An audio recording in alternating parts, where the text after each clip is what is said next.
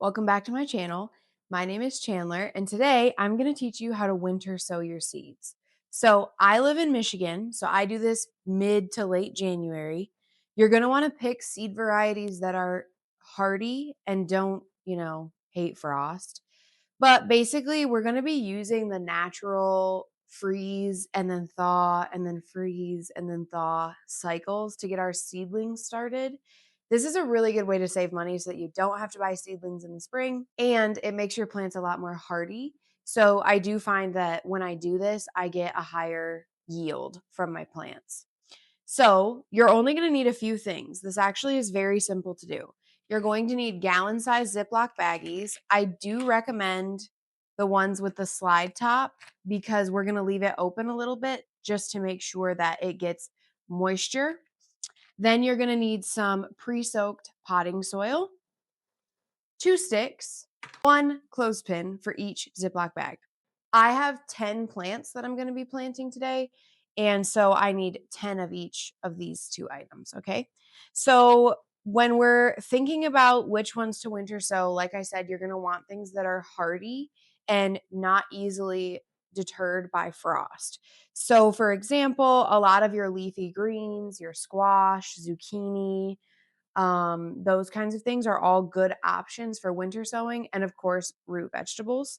So I'm going to be doing cabbage, spaghetti squash, peas, kale, beans, radish, zucchini, butter crunch lettuce, and also spinach. Obviously, your first step is to order the seeds and plan your garden. And then you're going to want to gather your supplies. After you've gathered your supplies, the next thing you're going to do is take these Ziploc bags and you're going to cut slits in the bottom of them. This allows for your soil to have some drainage. And you'll see that I'm cutting about 1 inch and I'm doing 3 per bag.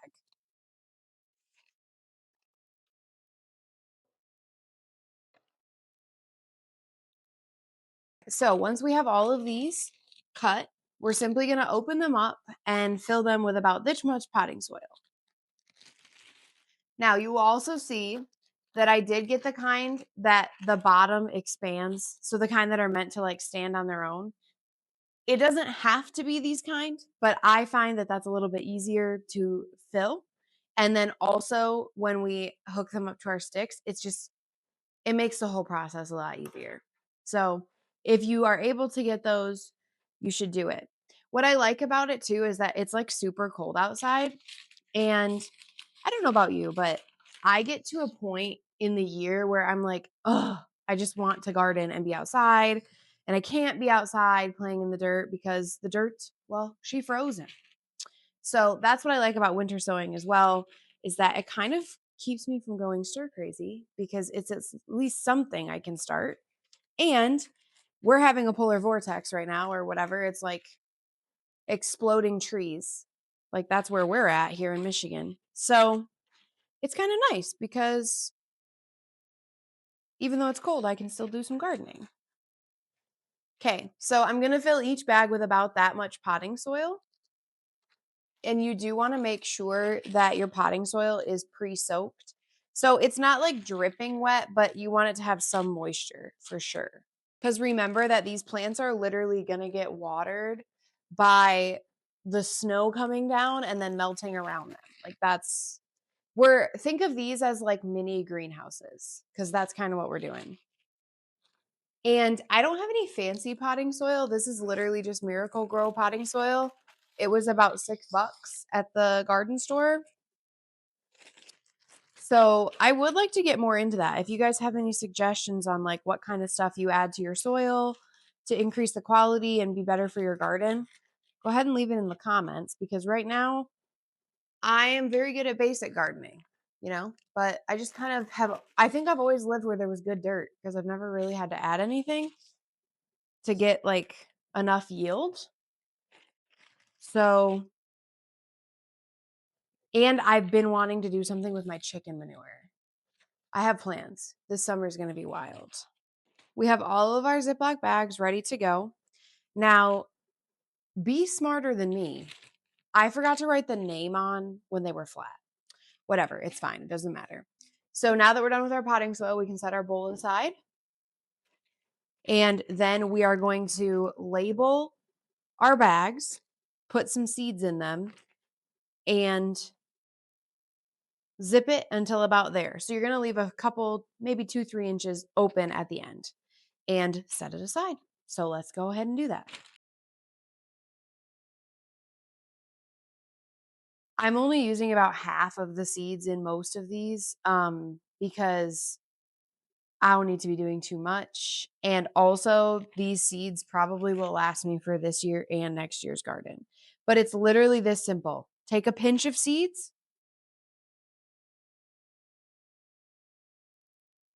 and spread them in there. Zip it to here, set it aside. Next. Of course, some of these, as you know, have bigger seeds than others. So, like for this, I really only want like probably only 1 or 2 spaghetti squash plants because the squash does really well in my garden. And so, usually, like one seed, one plant will turn into, I mean, at minimum 25 to 30 squash for that season. So for this one, I'm definitely not going to plant too many. I'll probably just put 4 seeds in here so that I can get 4 plants. And then if any of them, don't do well, I'll still have 1 or 2, which will be plenty for me. Also, I have seen people that winter sow and they just do like literally 1 plant per bag. I don't know if that's better. Um, I've never had a problem with doing multiples. And so this is how I do it. In my opinion, this is kind of like starting your seeds in a seed tray, but the seed tray is low maintenance and outside. Oh, bonus seed. Oops, not all the way, girl. I am really excited about this variety of zucchini that I got because they're actually round squash. So the squash is like this, but it's a zucchini. How cool is that? I said, we like to be a little different. So I'm down for it. We do eat a lot of zucchini, and there's some recipes I've been wanting to try of like canning it. So I'm going to plant a few extras of this. You'll notice I have these all lined up beautifully. At this point, I'm hoping you're kind of starting to put it together. We're going to put the dowels through them like this. And then the clip is going to go in here to the open section of our Ziploc baggie, like so. All right, a little extra spice for you. Like so. And that's going to hold them all together. So I'm going to clip them all to this dowel and then puncture them with this one on this side. The purpose of this is to help hold the bags up because when I put it outside, I'm going to rest it between 2 stones. So the purpose is to help hold the bags up so they don't get weighed down so much with the snow that they don't have that little head space, which is what kind of gives us the greenhouse effect that we're looking for. And you should be left looking like this. This extra end of the stick on both ends, you're going to rest it on like a stone. I have cinder blocks. So I'm going to put 1 cinder block here and 1 cinder block there. And I'm actually going to place this in my garden bed because it's out of the way. Lots of benefits to this. The birds can't get in, so they're not going to take your seedlings. And you utilize the natural winter cycles that these plants would be undergoing if they were out in the wild, just planted randomly, right? And so a lot of times you'll get a higher yield. And if nothing else, you save yourself a ton of money in buying seedlings. So we planted on average 4 or 5 plants per bag. So let's say they all take and they all do well. That's 50 seedlings that we're going to have. And so at the store, that would cost you a significant amount of money. But in reality, the only thing I paid for was the seeds, which was less than $1 per plant. These dowels were 78 cents. These were $1. And then my bags were $2.98. So in reality, I'm looking at like less than $10 basically for all of the stuff I needed to do this.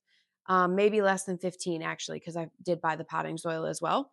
But for less than $15, I just started my entire garden. And in reality, it takes about 15-20 minutes to get this all set up. So let's go ahead and bundle up and take it outside. All right, so this is my garden spot from last year. So I'm just going to put down my cinder blocks and then sow them here. So as you can see, I get a good amount of sun right here.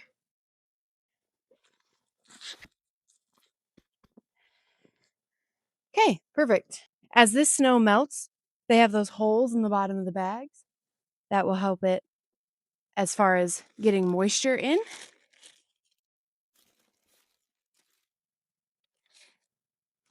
It's crazy how warm these bags feel. You know what I'm going to do is actually stomp this down a little. There we go. Okay. So these, I mean, they have a little bit of room, but basically it'll keep it from, even if the snow weighs it down, the bag won't completely collapse. So now I'm going to add my clothespins to ensure that this part stays open so water can get in. And then we're literally done and we just have to wait until spring. We'll have little seedlings. So like I said, that just kind of helps keep it open. You honestly could probably even do this without the clothespins if you don't have them and you don't want to buy them. And that's it. That's how you winter sow. If you've enjoyed this video or you want to learn more about homesteading and how to grow your own food, please follow along and don't forget to like and subscribe. Thanks for joining me, and I'll see you next time.